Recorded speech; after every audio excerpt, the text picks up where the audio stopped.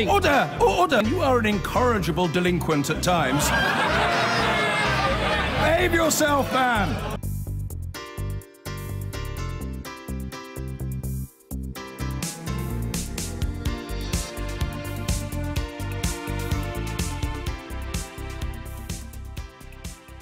Theresa May is travelling all over the country today to mark the fact that it's 1 year until we leave the EU. Here she is at a parent and toddler group in Newcastle, but throughout the course of today she's visiting all 4 nations in the UK to attempt to show that she can unite the whole of the nation around her vision. The jury is still very much out on that one, of course, and she's trying to strike an upbeat tone, so she probably won't be dwelling on the sizable hurdles on the way to the ambitious trade deal she wants to secure. Well, the BBC's political editor Laura Kunsberg caught up with the Prime Minister in Newcastle this morning and she asked her if Brexit will be worth it. I think there are real opportunities for the United Kingdom. I think there's a bright future out there. And yes, I think Brexit is going to deliver. A country, it will be different, but I think there are real opportunities for us as an independent nation for the future. What I'm charged with as Prime Minister is delivering on that Brexit vote. We will leave the European Union on the 29th of March 2019 in a year's time, but also ensuring that as we do so, we take the opportunities that will become available to us. Theresa May. Normally at this point, of course, we'd cross to Brussels to speak to Adam Fleming. But today, yes, in a surprise appearance, he's here, right next to me, with his folder covered in green ink. I've got my... this is my travel version of my Brexit folder. What, has it been honed down to a few hundred pages? Brexit is in a year's time, and that, of course, is obviously along the lines that we're going to leave at the end of March. But exactly what will change in a year's time? So, on Brexit Day itself, the UK will be legally out of the EU, but it will still be a part of lots of EU structures, and so daily life will carry on pretty much the same. And I was racking my brains for what will actually be different. And I think the only physical difference you can point to is that Theresa May won't have to go to EU summits anymore, and there'll be no MEPs, there'll be no Nigel Farage standing up in the European Parliament, and ministers won't have to go to meetings in Brussels. But other than that, pretty much everything will stay the same, and the UK will still be paying into the EU budget for 2 more years, full annual contributions. OK, so the status quo continues, really, if you like. What about the hurdles along the way? What are they? So I've got, as I told you, I've got the travel binder, which has got the withdrawal agreement, the famous thing that's been coloured in green for all the bits that have been agreed. 75% of it, big stuff like citizens' rights and money. The bits that haven't been coloured in green are small minor things like how to avoid a hard border in Northern Ireland, and the governance of the whole agreement, which involves making a decision about how involved is the European Court of Justice in overseeing the future relationship between the UK and the EU. Then the things that have got to come out in the next few months, the leaders of the 27 are going to work on a political declaration, which will be about the broad outlines, the parameters of the future relationship. There's a bit of a behind-the-scenes tussle between different countries about how detailed that should be. Should it be just quite a broad kind of vision for what it could be, or can you go into absolute minute detail about sectors like aviation and chemicals? And it's interesting when you ask the diplomats in Brussels about their meetings about the future relationship. They've had a couple recently where once national interests have started being injected into the conversation, people chairing the meeting have felt there's been a risk that it's getting a bit out of control, and the diplomats have been told, whoop, stop, don't talk about it too much, because that's how the EU's managed to maintain their unity thus far, by keeping it quite narrow. Let's see what happens. Now, you're here, of course, primarily because of something called Brexit Cast, which is a very cerebral look, isn't it, yes, at all issues of Brexit. Let's take a look at this. So we're going to put these horrible things in our mouth, and then we're going to say Brexit buzzwords and Brexit VIPs, and you have to work out what we're saying. Okay, let's do an easy one. This is how it sounds, and that's how it looks. If you don't want this to happen, you are allowed to put your hand up and protest. Can I go first? Yeah, okay. You go first. You go first. My dignity really is on the carpet. It's not the only time I've been on Brexit Cast and wondered what is happening in my life. Jean-Claude Juncker. Jean-Claude Juncker, yeah. Mutual recognition. What? Mutual recognition. Mutual recognition. Who's that? Prize. Is it you? Prize to the audience member right there. Very good. Take it back. Can you explain why? Why we did that? Because, so Brexit Cast, the Arena Spectacular, as I accidentally christened it yesterday, we wanted to make it feel like a bit of a party with our Brexit casters, our listeners who tune in and listen and download every week. And I said, well, all parties end with a slightly embarrassing party game. Right. And that's the one that we selected. You look great. Tell us a bit about the podcast. So, Brexit Cast has been going since the first day of the Brexit negotiations last June. It started off with me and Chris Mason, your colleague here at Westminster, basically having a laugh and geeking out about documents like this. And then gradually Laura Kuenssberg realised that she wanted a piece of the Brexit Cast action. And Katja Adler, the Europe editor, she realised it was a great place to just chat for 45 minutes a week about all the details that we pick up in the diplomatic cocktail party circuit, but don't have time to talk about on programmes like this. And then it became a bit of a phenomenon. Like, people actually download it and listen to it. It's incredible, isn't it? You can have too much fun, really, with this, Adam. When can people actually catch sight of this? So you can download it on whichever podcast app you use. iTunes.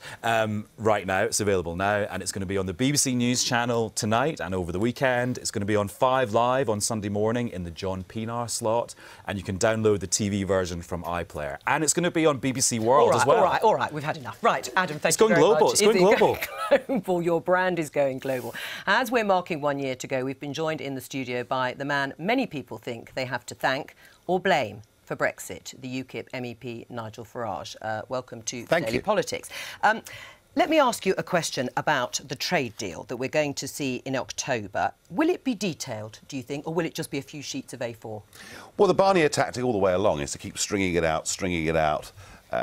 He's very good at that. Interesting, I thought, the way that Northern Ireland wasn't discussed at the summit last week, but is pushed forward into June.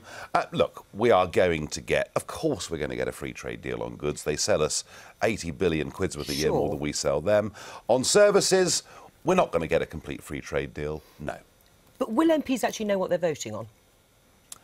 That's a very good question, actually, because people say the public didn't know what they were voting on. Whether MPs understand it as well either, I don't know. I mean, look, I think the big picture is that a year from today, we will leave the Treaty of Rome and the subsequent treaties, and we will be an independent country. And I think that, perhaps today of all days, is the thing that we need to sort of focus on. So we are going to leave the European Union.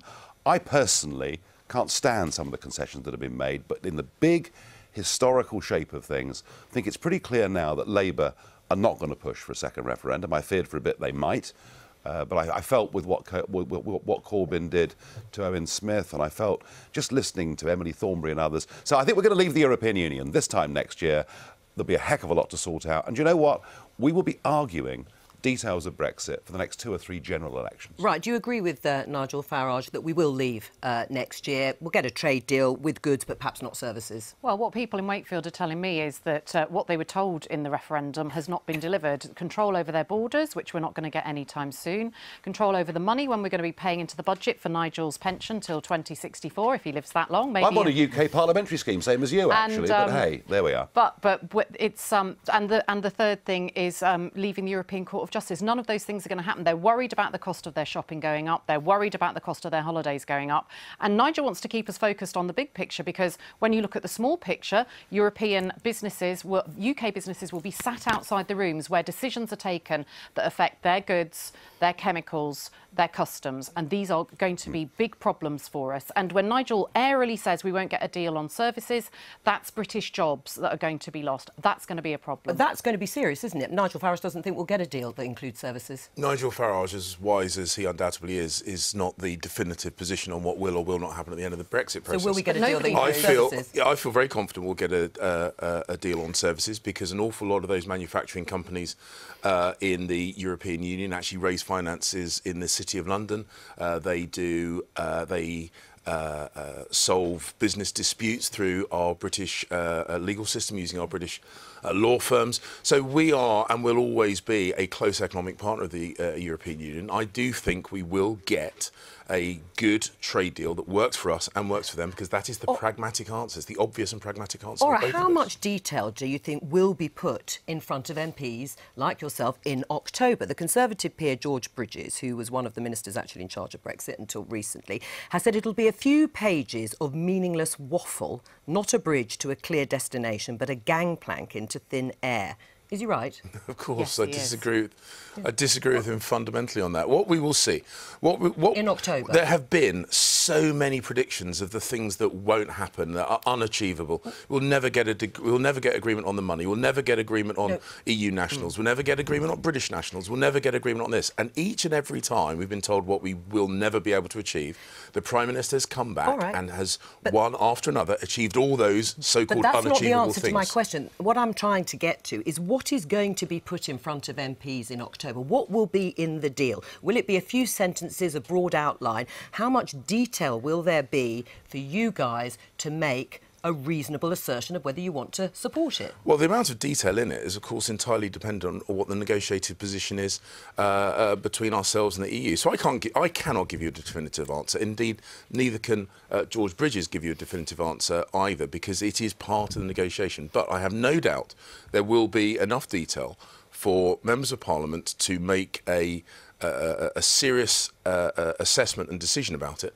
And if the Labour Party, Labour front bench, are saying that they're definitely going to agree with whatever comes before us... we have not said that. No, your Foreign Secretary says. No, she's not in charge of that. I spoke to Keir Starmer about this yesterday. Our shadow Foreign Secretary said that... So Keir Starmer has been very clear that when it comes back to Parliament in October, and I'm very concerned about the nature and content of what will be in it, that all options will be on the table, including extending Article 50, including potentially another referendum, and including us rejecting that deal. So those three options, all options are still on the table in October. Not according to the Shadow Foreign Secretary, Emily Thornberry, who seemed to clarify Labour's position on behalf of all of you.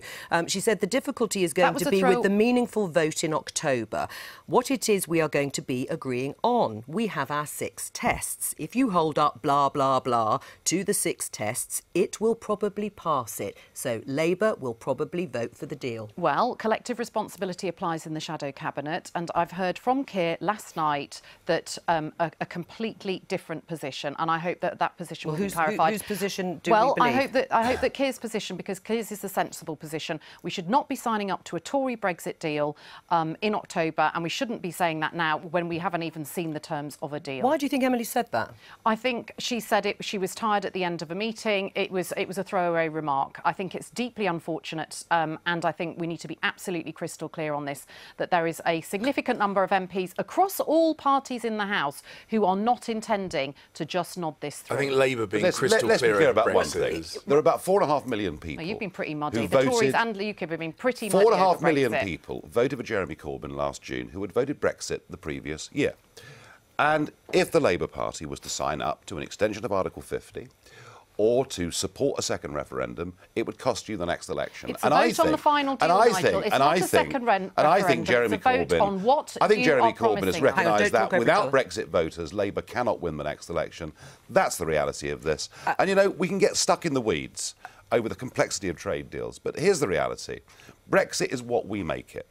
We will be as good through Brexit as our government wants. And hang on, only 15% of the global economy is in the Eurozone. There's a great big exciting world out there. Right. We can give people cheaper food, cheaper bras, cheaper shoes. It's a massive opportunity. So you say, but actually when it came to winning over those Labour voters, those Labour Leave voters, UKIP didn't manage it. So I mean, maybe those Labour voters think they'll stick with Jeremy Corbyn. They know he's a Eurosceptic, really, and they will stay there. It depends on how Labour behave over the final vote and what they want. Can I just ask also about the government?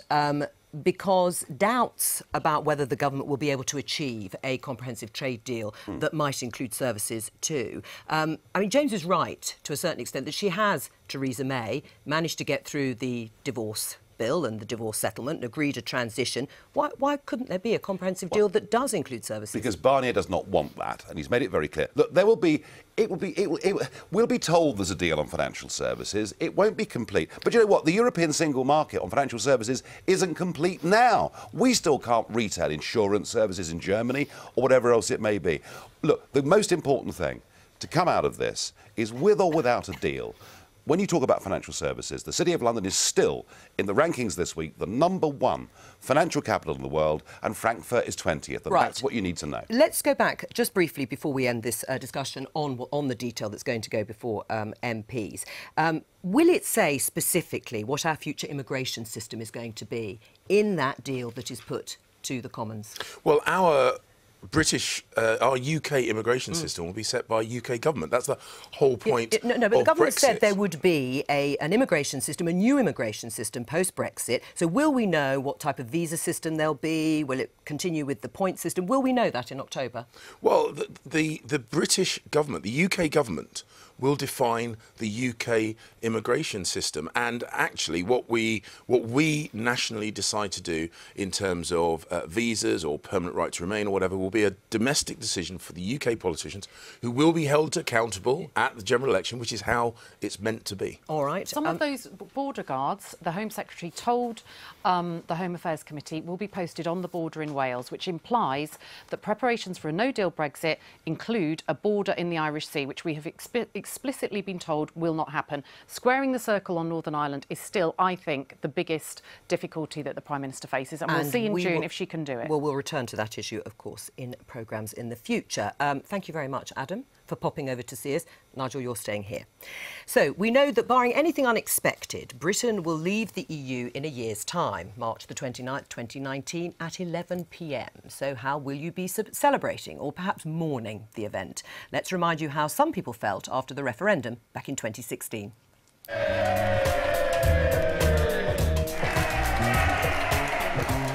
It's a victory for ordinary people.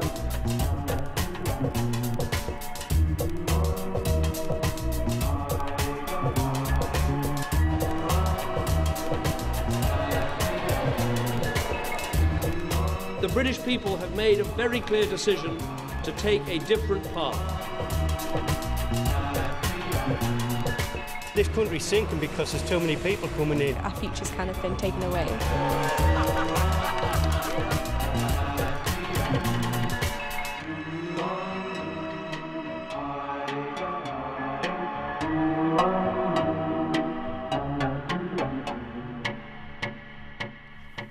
And we're joined in the studio by two people who will be marking Brexit Day in very different ways. It's Lucy Harris from the group Leavers of London and Madalena Kay, otherwise known as EU Supergirl. Welcome to both of you. Lucy, how will you be celebrating? Oh, gosh, a flyover? Something like that? That would be great. No, my group will be having a massive party, but we're debating whether it should be this time next year or the 23rd of June. I think it should be the 23rd of June because that was decided by the people, not by politicians. OK, so you're still rang about when you should have the big party. How will you be marking the date next March? Well, it's actually my birthday today. Happy birthday. So I'll be celebrating my birthday, and we'll be celebrating it with EU Superhero Day because we are going to stop Brexit before it happens, and we're going to make the 29th of March a celebration of everyone that has achieved that aim. How are you going to stop it between now and then? We are going to demand a vote on the final deal, and we are going to get the public to support our campaign to stop Brexit and actually save Britain from this travesty that's going to just damage our economy and our society for decades to come. Right, that's going to rather dampen your celebrations. Obviously, if that happens, you won't be celebrating at all. Well, it's not happening, so my party's still on. Everyone's invited, including Madeleine. She's definitely invited to come along. Oh, God, I thought you were inviting Nigel, then. Who knows? I like a party. Don't worry about that. No, well, we throw the best parties, us Leavers. So, yeah, it's going to be a great turnout, and I think it's something to look forward to. I mean, we're going into the big world now as the UK, and we've got so much to look forward to. New trade deals, new friendships. It's an amazing opportunity, if anything. Apart from maybe a drink, how will you be celebrating? Well, I'm absolutely with the 23rd of June idea. I think it should be, once Brexit's happened, that should be a national holiday. Wouldn't that be a wonderful thing? We can celebrate the fact we've become a normal country again, because normal countries make their own laws and determine their own future. Right, I see. Let's see how our guests might be celebrating or marking the day. Andrea Leadsom, your colleague, Leader of the House, says, tweeted, 1 year to go and I still wake up punching the air each morning, #Brexit. Do you do that? Let me think. Well, not for too long. No, you don't. I don't. No, look, I've always said that the big event with regard to Brexit was that referendum results morning, and from that point of time onwards, it becomes a process rather than an event. And we are in the process of detaching ourselves from the European Union. We're in the process of signing up trade deals, both with the European Union and more widely. And what we will see, actually, is this will all be normalised. We discuss immigration policy, that will just be normal. We discuss trade policy, that will be just normal domestic policy. It will just become part of normal political life, and that's what I welcome. You're shaking your head, Well, Mary. what the Treasury slides show us that Brexit is going to cost between 1% and 10% of our gross domestic product. So it's not going to be, you know, a great new dawn. It's going to be austerity for decades, and that's nothing to celebrate. But I'm with Madalena. I think we need to look at the terms. We need to see, you know, are we swapping our three-course meal in the EU for a packet of crisps in the brave new Brexit world? And if we are, people have the right to change their mind. That is a democracy, and I'll be baking a cake and eating it because staying in the EU is the only way for us to do that. Right. I mean, David Lammy, your colleague, said in a recent comment in the New European, I know some people are switching their savings into euros, but, you know, it's a bit like Game of Thrones. We can't escape this. Winter is coming. Does he need to get over it? I think people, it's a free country. People are allowed to express their opinions. For every 17 people that voted for Brexit, 16 people voted against it. There are many leavers who now regret their votes. They know it's complicated, costly and taking longer than they thought. And they see the consequences played out in their jobs, in their shopping bills and in investment in the companies they work for. And they're worried. Right. Madalena, you'll still have your birthday, even if you don't have anything else to celebrate next year. No, we have to stop Brexit because the reality of Brexit is not going to live up to the lies that were promised. And not only that, you know, there's all this talk about democracy and how we have to respect the will of the people. Well, you know, there's a protest in Parliament this evening called the for the Fair Vote because, you know, these whistleblowers have come out and called out the Leave campaign for misconduct, for cheating. Illegal. Well, on that, Yeah. actually, Nigel, is it important to abide by election rules? I mean, do the allegations about vote leave, breaching spending rules, warrant a full investigation in the interest of democracy? This all started with accusations about Cambridge Analytica harvesting data online. And they harvested in America mostly 50 million people's But on that pieces of issue data. about breaching rules and democracy. So have Cambridge Analytica broken the law? No, and there's been a lot of hysteria about this. By the way, if you sign up for the Guardian app... You know that. If you sign up for the Guardian app, you also sign up for your detail and your friends to be shared. So I think that's for the police to decide, Nigel, not you. And Obama harvested 200 million But Nigel, pieces of just on my data. question, you said it's important to abide by election rules. Yes, does it warrant an investigation? I agree. Why David Cameron was allowed to spend £9 million of our money putting a leaflet through every door, I and will on the never vote leave know. side, should there be an The donation was perfectly legal. All right. Is there a technical infringement on whether instructions were given? I don't know. Can you promise us not to go skinny dipping this time? No, I can't promise that. And can I you may promise well. not to throw any more dead fish into the Thames? Can you promise that once we get out of the common fisheries policy, we can put an ecologically sound system in place and be better for the environment as well as for our democracy? Well, why didn't you say that when you should have turned up for the committee meeting? Because it had no power, and that's the point. And the point is, and you can have your slogans about liberty, the point is, it is a fundamentally undemocratic union where the big bureaucrats are in charge, and that's what we voted against. We have a seat at the table. We'll be sitting outside the door. And on this note, doesn't sound like much of a party, does it, at the moment with these two? Well, I don't know. There's always some brawl at a party. You're going to invite It's going to be a raving party as far as I'm concerned. No, but, I mean, there has been 2 tribunals already, investigations into the... vote leave stuff, and it's already been thrown out. So, well, on that, and before this ends up as a brawl, God forbid, I bid you goodwill. Goodwill, or goodbye, I should say, and farewell. Now, the countdown to Brexit is on, with just 12 months to go until the UK leaves the European Union. But it'll still be many months before we know what kind of country Britain will look like in a year's time. What Brexit means in practice and how it will affect people's lives remains to be seen. So what do people think will happen? Well, I'm joined now by Jonathan Isby, editor of Brexit Central, and also The Guardian columnist Dawn Foster. Thank you both very much for joining us. Jonathan, to you first of all, what are you most looking forward to waking up to in 365 days' time? Well, I'm looking forward to the fact that Britain will be very much out of the European Union and in a position, particularly in 12 months' time, to start negotiating its own trade deals. We know that the implementation period that the government has agreed with the European Union will mean that there will be this kind of limbo period until the end of 2020 where, frankly, not a great deal will change in terms of everyday life and the laws that we abide by. But the one big difference in 12 months' time will be that Britain will have the right to negotiate, to sign and ratify trade deals with countries all around the world, whereas for the last 40-odd years, that power has been ceded to Brussels. Dawn Foster, are you looking forward to anything? Boris Johnson wrote in the Express today that a glorious view awaits.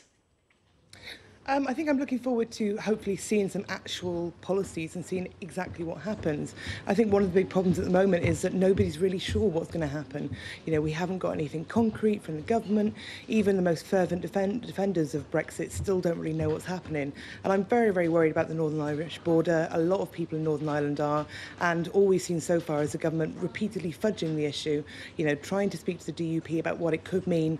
And, you know, Dublin, Belfast and London still don't know exactly what could happen and what will happen there. That's a fair point, isn't it, Jonathan Isby? Northern Ireland, nobody really seems to have a clear answer as to what the solution will be. They keep saying that we will have an answer, there will be no hard border, there will be an answer, but they don't know what that answer is. I mean, frankly, there's a lot of scaremongering being put about regarding the Northern Irish border, some of it quite irresponsible, saying that, you know, this could somehow return to the horrid days of the past of the Troubles, which absolutely nobody wants, and even talking about it is hyperbole in my view. A lot of people... we had that... sorry to interrupt you, but you know, Adam Bolton did his programme from Northern Ireland today, and that was something that was expressed by people living there, living on the border. This isn't hyperbole, this is how people who live there feel. It is not our membership of the European Union that has brought about peace in Northern Ireland. It is work by politicians on all sides of the political divide and on both sides of the border over a period of time back in the 1990s that created the Good Friday Agreement. The EU was utterly peripheral to the Good Friday Agreement.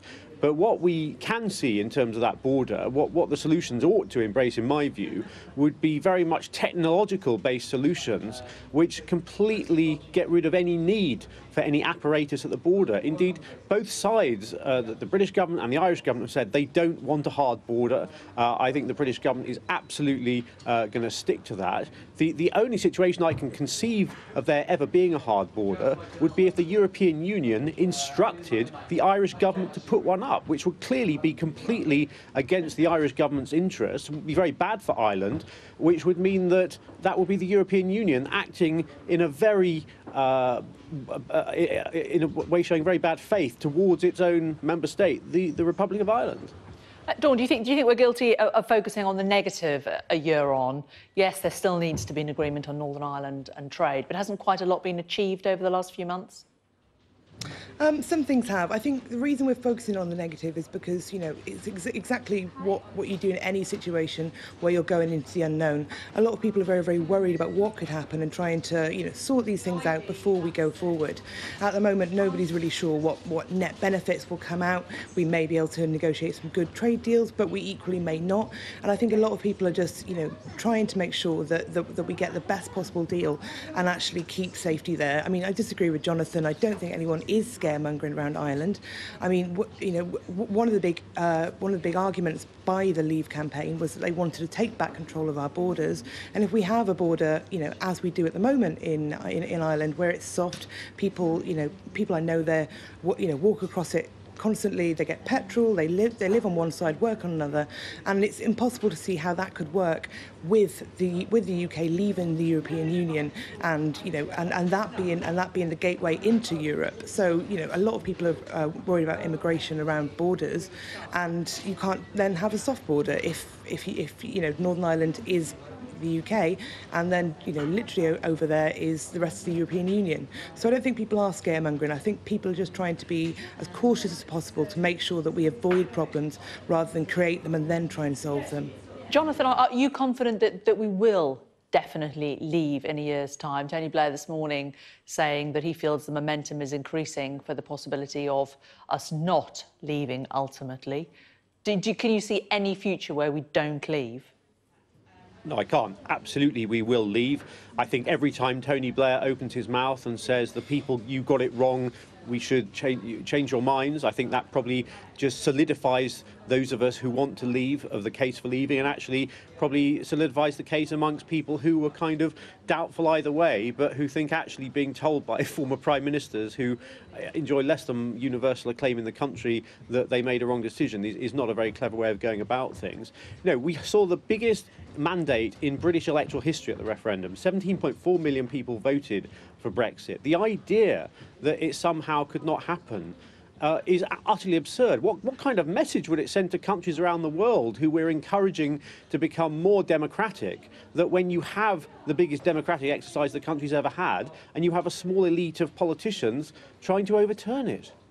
Dawn, the one thing that has been pointed to is the so-called meaningful vote in the autumn as a possibility of something that could stop Brexit happening. Could you see a position occurring where, as Jonathan was saying, elected representatives of the country go against what the people of the country voted? I don't think so. I think it will go ahead now. I think, you know, I agree with Jonathan that Tony Blair is never helpful, and also the fact that because the vote has happened, it needs to go forward. But I think that, you know, the depth of feeling points to a wider problem that started before Brexit, but has really, really worsened since the referendum, which is that we do live in a very, very polarised country now, and the depth of feeling on both sides doesn't seem to be actually ameliorating at any point. People seem to be, you know, more entrenched in their views, more upset, and I think that we are actually dividing society, and that's going to be a really, really big problem in the future. A lot of young people really wanted to stay in the European Union. You know, most older people didn't. So I think that, you know, we are seeing a society that is fragmenting, it's dividing, and it's getting very, very fractious. So politics, you know, is less pluralistic, a lot more tribalistic, and I think that could cause a lot of problems in the future once we leave the European Union. OK, Dawn Foster and Jonathan Isby, thank you both very much. Dawn talked about young and old. We are going to be talking in the next hour to representatives from Scotland and from Wales, who, of course, voted separately to leave and remain. Well, let's stay with that. And the countdown to Brexit is on, with just 12 months to go until the UK leaves the European Union. It will be many months before we know what kind of country Britain will look like in a year's time and how Brexit will affect people's lives. So what do those in the devolved administrations think will happen, and what guarantees will they be seeking over the next 12 months? Well, joining me now to discuss is Philippa Whitford of the SNP and Andrew R.T. Davis, leader of the Welsh Conservatives. Thank you both very much for joining us. Philippa, to you first of all, what do you fear the impact will be on Scotland? Well, I think there will be significant impacts right across the UK, and I think that the impacts on ordinary working people are not yet being made clear to them. You know, Theresa May is talking about a Brexit dividend and the extra 350 million for the NHS, which we know is nonsense. The estimates are that in actual fact there will be a negative hit on the economy of 350 million a week. The problem is those figures are reached by people losing jobs, businesses losing business with the EU. And that's significant. And what I don't understand is why the Prime Minister has spent a year and a half painting herself into corners with the red lines and then suddenly finding that she doesn't have the best solution for Brexit. Andrew Davis, do you think that Theresa May has painted herself into this corner? Not at all. I mean, we know that 75% of the negotiations have been completed over the last 18 months. We now move into the trade section of those negotiations. Only yesterday, for example, London was rated the #1 place to do financial business in the world, not just in Europe, but in the world. So it continues to grow. The rest of the economy continues to grow. And we know the job numbers are looking very healthy indeed. If you walk up most high streets or around most industrial estates, you will see recruitment notices in every window. So we have much to look forward to, but it is fair to say that we need to take those opportunities, because the opportunities just won't land in our lap. And like everything in life, we need to work at it. But I do believe that there's a great expectation now that we will see the benefits of Brexit once we leave in 12 months' time. Philippa, what about those who say that you are really just being the voice of doom, that there were a lot of dire economic predictions about what would happen after Brexit, that we would economically fall off a cliff, and that hasn't happened? If I could just point out, we haven't actually done Brexit yet. We haven't actually left. So, you know, we have yet to see what the true economic impact is. And a point I make as, you know, a cancer surgeon for 33 years and the impact that this will have on services like the NHS is that the hardest things to replicate on leaving Europe are the relationships, the agencies and the cooperation that we've had around things like research and drug development and data sharing. These are very difficult, and there's absolutely no answer whatsoever on how these things will be tackled. So 2 years almost on from the vote, both businesses, public services and academics still don't know what the future holds. Andrew, that is a fair point, isn't it? That, you know, there is the research, there's a lot of stuff about academia, stuff about nuclear capabilities and sharing, not to mention the Northern Ireland border issue. There are some really huge things that haven't yet been tackled when we are just simply 365 days out of this. Well, as I said, 75% of the negotiations have now been completed with the European Union. The big pharmaceutical companies are continuing to invest in this country, as are many other companies, the length and breadth of the United Kingdom. And we were told from day one, after the referendum, if we voted to leave, that all this investment would disappear. We will be having a new relationship with Europe, but we'll be having a relationship with the globe as well. And what's really important is that instead of talking things down, we actually look at the situation that we have today and potentially what we can have in the future. And that situation is a growing jobs market, take-home pay rising, and above all, economic expansion in all parts of the United Kingdom. We were told that wouldn't be possible if we voted to leave the European Union.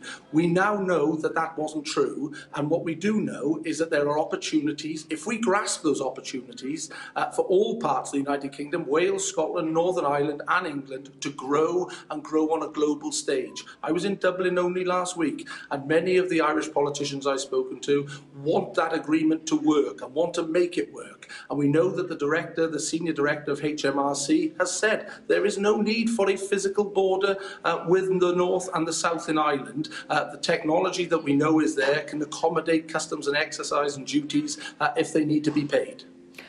Philippa, do you think being part of a devolved government will at least give people in Scotland some protection from Brexit?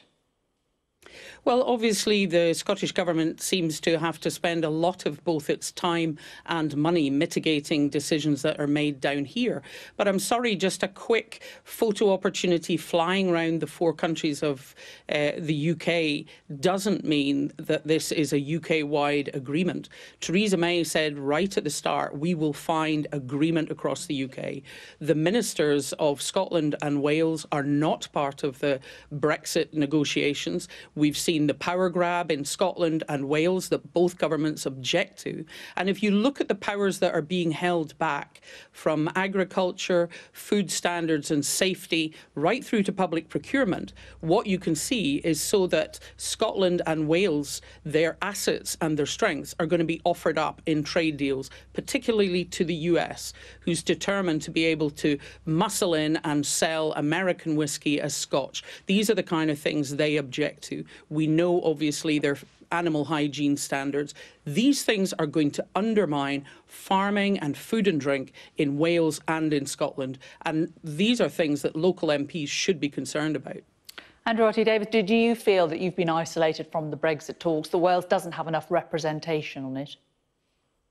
Not at all. I mean, we know from a Welsh perspective, but indeed from a Scottish and Northern Irish perspective, a considerable amount of these powers are automatically going to transfer to the devolved administrations. There are some powers that will stay within the UK frameworks, and the negotiations with the devolved administrations are continuing. Because we know the biggest market that we're a member of is the United Kingdom single market. And I fully understand why Scottish nationalist politicians and nationalists here in Wales want to try and talk up the damage that they see Brexit will inflict on the United Kingdom, because it serves their purpose. But it also serves, you know, just sorry to interrupt you, Andrew, but you know, Philip is representing the people of Scotland, and they overwhelmingly voted for Brexit not to happen. They voted to remain. So it may well be serving an SNP policy, but it is also representing the voice of a large number of people in Scotland, the majority. and rightly so, that they should speak up, because obviously as elected politicians, whatever part of the United Kingdom, you need to be speaking up for your constituents. But the United Kingdom, and Wales in particular, voted to leave the European Union. We will be having a new relationship with Europe and the globe, and instead of talking the opportunities down, we need to be talking those opportunities up. There is going to be a huge transfer of responsibilities to the devolved administrations, and I never used to see these politicians talking the job down when powers used to transfer to Brussels to unelected bureaucrats. So instead of looking at the negative, let's look at the positives, because we know that the mandate is there to create this new environment, and 365 days' time, that mandate is going to kick in. OK, there we must leave it, I'm afraid. Andrew R.T. Davis and Philippa Whitford, thank you both very much. So, as we say, it is exactly 1 year until the UK leaves the EU, and the Prime Minister toured the country with that upbeat message. I believe there are real opportunities for the United Kingdom when we leave the European Union. We are starting now the negotiations on what our trade arrangement and arrangements overall in our economic partnership will be with the EU 27 once we leave. I believe that we can negotiate a good agreement which is tariff-free and as frictionless trade as possible, so we maintain those markets in the EU, but also that we open up markets around the rest of the world. Brexit provides us with opportunities. I want to see us coming together, the four nations across the United Kingdom. We have a very strong union that is in our interests, and it's in our interest to come together and really seize these opportunities for the future. So, will we all come together and seize those opportunities? And will we listen to that? Let's talk to Stephen Bush, special correspondent at The New Statesman, and Katie Balls, the Spectator's political correspondent, both in Westminster for us this morning. Katie, let's start with you. Ladies first on this one. Do you think people are going to listen to what the Prime Minister is saying and this plea for unity? I don't think you should be able to achieve this in a day, no matter how many parts of the United Kingdom she visits. But I do think it is a welcome change. And if you compare her comments today to, you know, when she made the comments about citizens of nowhere, I think that she has come a long way in the past year. And I think that the government has adopted a tone which has a much higher chance of uniting the country than previous. Why do you think that is? I mean, why do you think that the tone has changed now? Is it simply the pressure of the countdown? To some degree, I think it could be something too to losing the Conservative majority and perhaps realising that that message wasn't particularly working ahead of the snap election. I think it's a combination, and also I think they've realised that threats to some degree aren't the most progressive way to work with our European allies, and actually what you want to have is a relationship which is a positive one after we leave. Just because you're leaving the European Union doesn't mean you're leaving Europe on bad, and you're not leaving the European Union on bad terms as well. Stephen, what's your take on what we've seen so far today? Well, I think we've seen the message that if Theresa May had started with that message right from the beginning of her leadership, we wouldn't be talking about her as a lame-duck Prime Minister without a majority, because the big bet she made and turned out to be wrong was that Conservatives who'd voted to remain in the European Union would not vote for Labour led by Jeremy Corbyn under any circumstances. It turned out a significant number of them were willing to do so, and so now she's doing, I think, the politically correct thing to do, which is to talk about what Remainers feared to lose by leaving the EU and trying to sort of dial down the rhetoric, suggesting that everyone who wanted to stay in the EU is, you know, some kind of secret fifth column. The difficulty for her is in politics you tend not to get a second chance at a first impression, and I just think there is so much understandable anger at the way she talked about Remainers, people who consider themselves citizens of the world, etc., that no amount of visits, as Katie says, is going to turn people around on that. No, but that, I mean, if you frame her within that sort of rhetoric that you're using there, I mean, people get the impression she was a Brexiteer. She wasn't, was she? No, I mean, that's the thing. She did have the opportunity, I think, to immediately kind of heal and settle, because the problem for both political parties is while Remain and Leave are such big cultural identifiers, it's quite difficult to see how either of them can get a decent parliamentary majority. We shouldn't forget that no political party has won a decent parliamentary majority since 2005. And she was well placed to take advantage of that, but instead she kind of spent most of the first year of her leadership trying to persuade the Conservative right that she'd always been a proper goth. And and that kind of turned off a lot of people, which was a big missed opportunity. I mean, so, Katie, I mean, the big challenge here, I mean, this is all apart from the negotiations, which are going to be very, very difficult over the coming, well, less than 12 months, actually, 9 months or so to get this deal all ticking along to the timetable. But is she actually beginning to sort of heal that division? Because the country has been so badly split by all of this, and we know people's opinions are still very, very raw on this matter. Yeah, I mean, I think she is beginning to do that, and I do think she can. I think she's on the right path now. I also think, although we often hear of, you know, plans to oust Theresa May because she's either too Remain or too Brexit. If you look at the Conservative Party, there's no candidate there that I think would be better at unifying the party or really the country. I think in a way, because she voted Remain, but she now goes with the Brexit result and she wants to deliver the best result possible, that is a good bet. And also we are in times where the other option I don't think is that appetising to everyone. So I think she has a chance if she goes down this route. Yeah, talking of other options, I mean, politicians, Stephen, always benefit hugely, not only from what they do, but from what their opposite numbers do. I mean, is there a sense that because she looks like she's got some sort of plan here, even if people don't believe it or not, compared to what we're seeing on the Labour side, of course, where there still seems to be this huge amount of confusion over what the position actually is on Brexit, does that all play in her favour? I'm not sure, to be honest. I mean, at the last election, that's what everyone thought, but then it turned out that Labour's ambiguous position allowed them to take votes from Remainers and Leavers, which is part of why they took away the Tory majority. Maybe that won't hold for them at the next election because this meaningful vote will force them to decide and either be a Remain party or a Leave party. But actually, I think Labour's slightly vague position, while it's pie in the sky in some ways, is a good place for them to be politically. It allows them to take votes from all over the Remain-Leave divide. Yeah, but I mean, my point is, does it, in effect, look as if, make the Prime Minister look as though she's actually getting on with doing something because she is taking a stance, whether you agree with it or not? I don't know. I don't think so. I mean, if you think about the fortnight that the opposition have had, right, and yet they're still on 39–40% in the polls. Why is that? Because a large number of people who voted against the position of the government on Brexit are feeling so annoyed with the government that they are sticking with the Labour Party. And that problem doesn't look to be going away. Katie, I mean, but my thought, and look, you two are the experts here. I might be swimming along in absolute naivety, but I wonder if this is actually not so much to do with the polls in terms of what anyone's going to do when it comes to the next polling day, but just how comfortable people are with what is going to happen with Brexit and whether or not it is inevitable.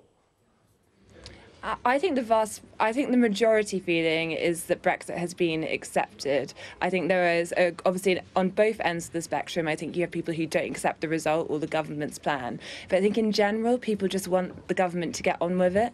And I think Theresa May does look like she is getting on with it. And so long as she delivers a deal which, you know, is broadly to what everyone wants, and I think she will be in a good place. And I think people will respect her for just doing a job that at times in the past year when she lost a majority, looked absolutely horrendous, but she's stuck on with it, and we're now beginning to see a slight bounce in the polls for her. And I think people are, in a way, admiring the fact that she does just, you know, she keeps at it. It's interesting. I mean, is there an acceptance? Because it's not been a trouble-free day today for her. Is there an acceptance that people accept she's not going to please everyone? That the entire population can't be happy with how this is going to go? I think there's probably an acceptance, but I don't think it's... I think the people who accept it probably still think they'll get what they want. So I think there will be difficult months ahead. I think we saw that the transition period and what happened with the Commons fishery policy and how upset people were about that. And I think that's a strong reminder to the government that that would be a really dangerous group to upset in the long term, but also the fact that even smaller, if they look at things economically and there's groups that seem smaller than other ones, the political damage on disappointing anyone could be catastrophic when it comes to the next election.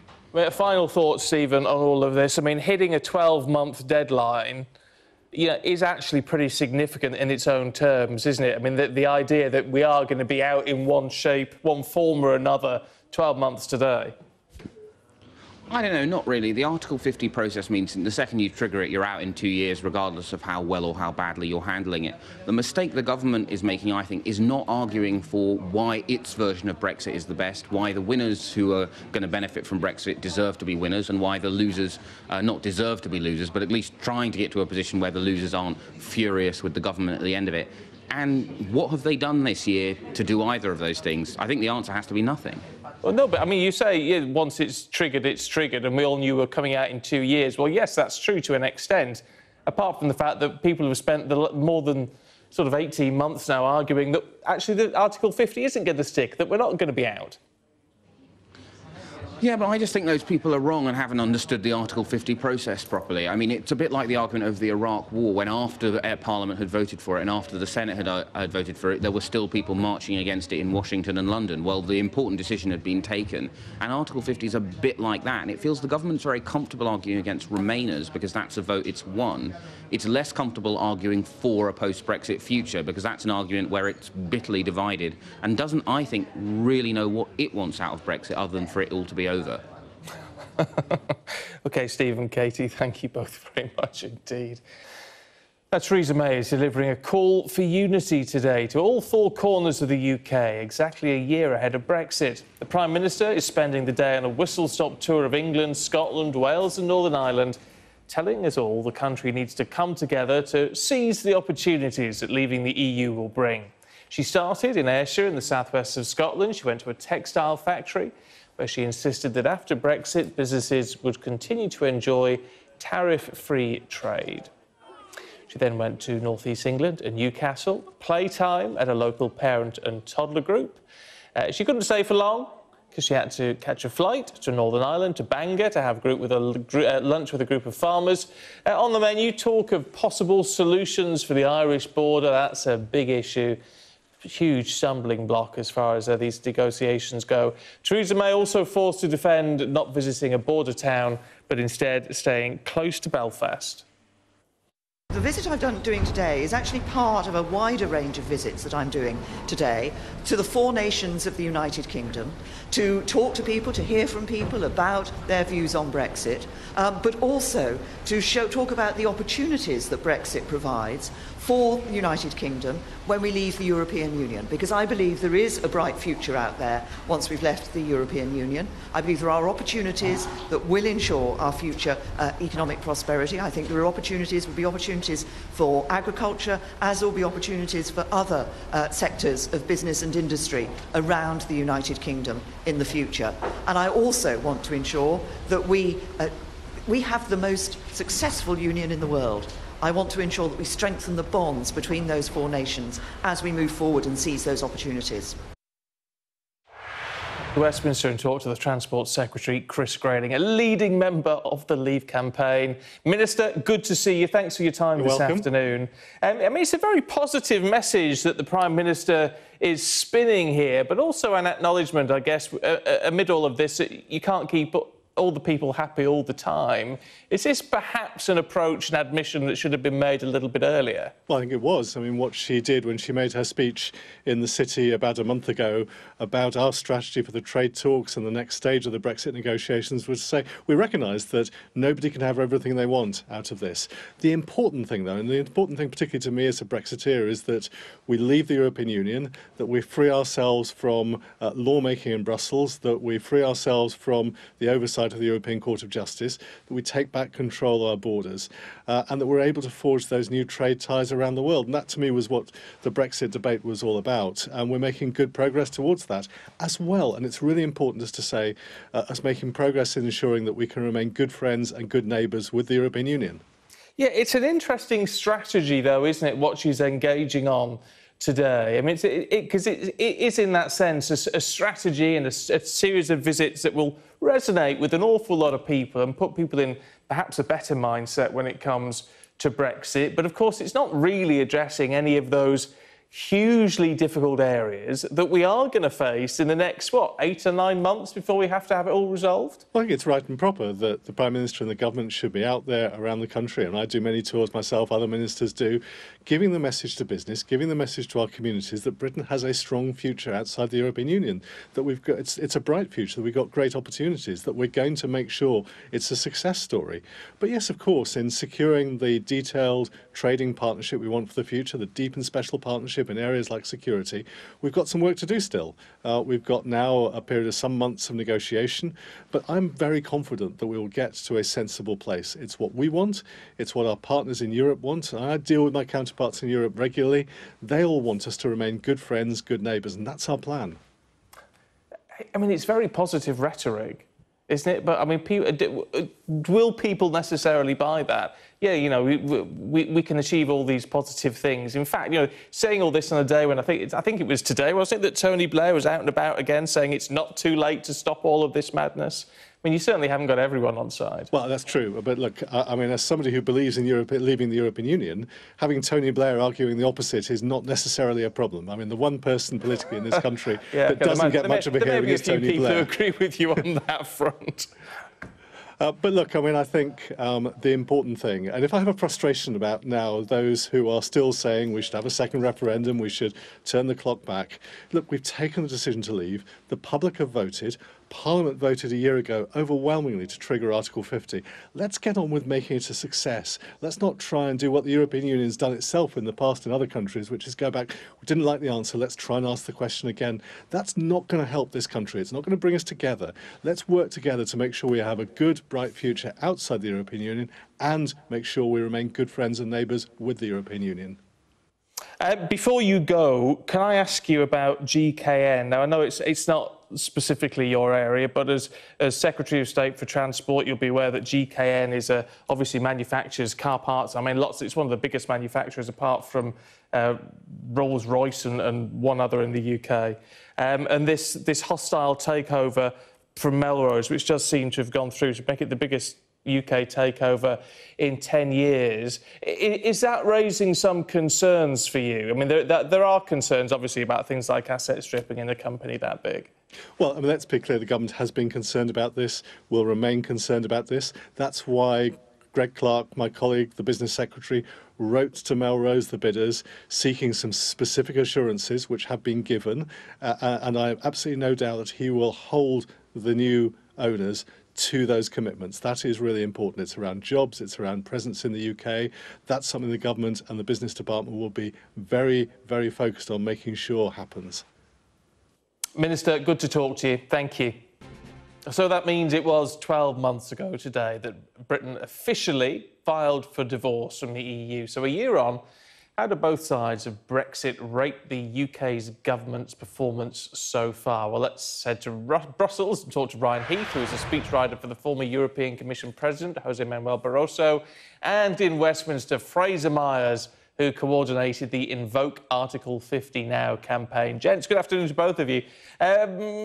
Fraser, to you first of all. I mean, 12 months on, with 12 months to go, are we where we should be in your view?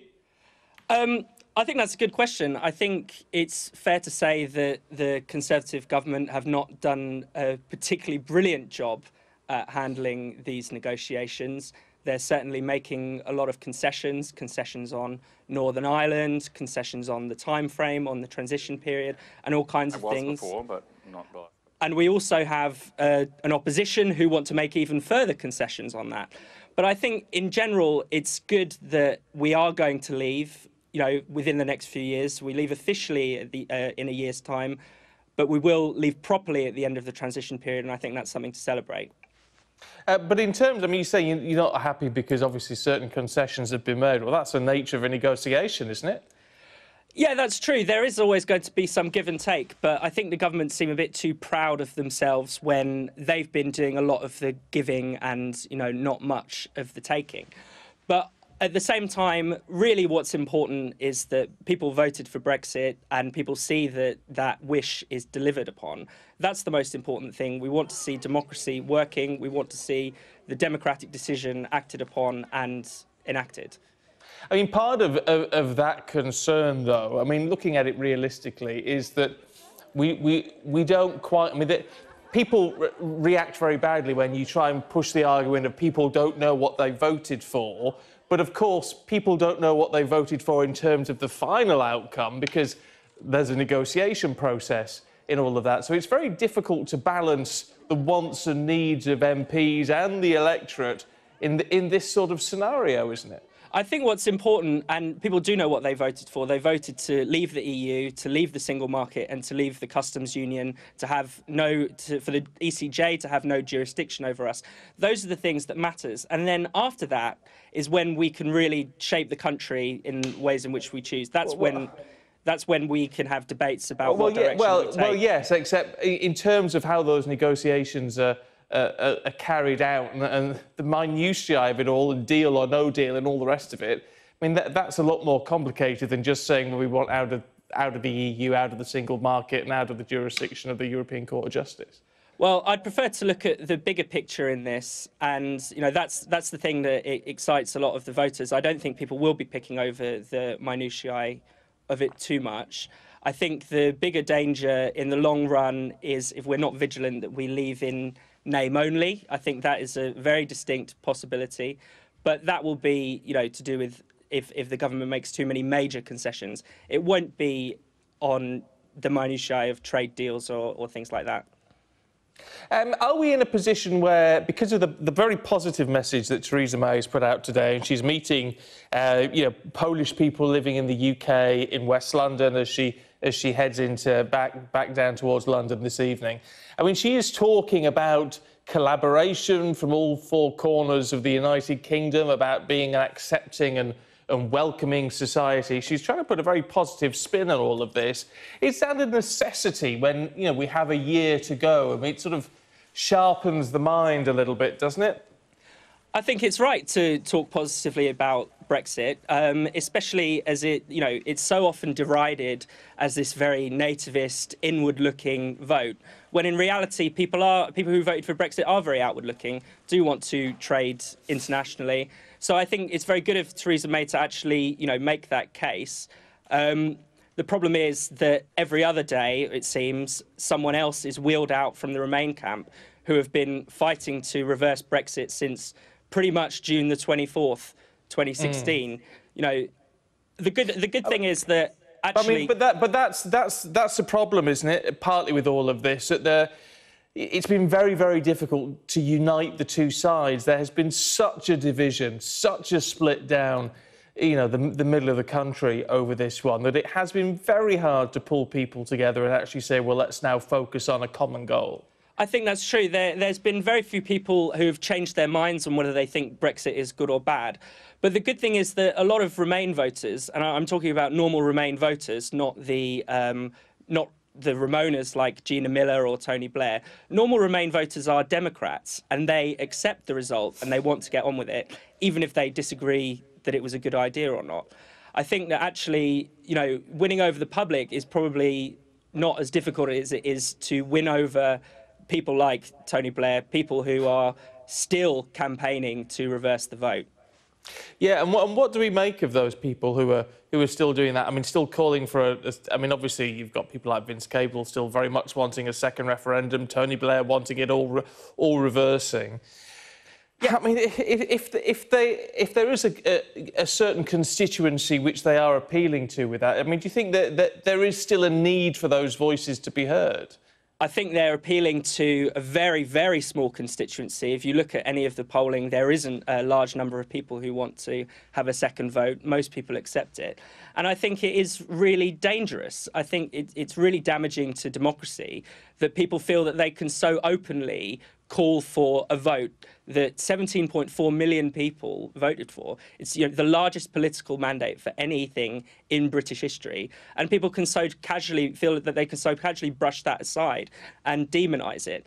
And they're finding new ways to demonise it every week. First it was because of apparently we voted because we were duped by a bus, then we were duped by Russian trolls, and now we've been duped by Cambridge Analytica, supposedly, by these data mining schemes which don't actually work, have never been proven to work, but now apparently invalidate the result. I mean, there's a new excuse practically every week. Fraser, it's been very good to talk to you. Thank you very much indeed. You've had a really good spin of the dice there because we had some communication issues with Ryan. But But let's give him a turn, a crack at the whip with all of this now. And Ryan, you were a speechwriter for Jose Manuel Barroso back in the day. I mean, we were hearing there from Fraser that actually this is time to focus, it's time to move on, it's time to face up to the fact that we are getting out of the EU in one form or another in 12 months' time. We need to just knuckle down now and get on with this. I am here, yes, I can hear you again. OK, look, apologies. It's all gone a little bit pear-shaped with those communications with Brussels. Well, plenty of politicians have said that recently, haven't they? Anyway, so we'll leave it there. It's good talk to Fraser. Sorry we couldn't talk to Ryan. We'll try and get a clip with him to air a little bit later on.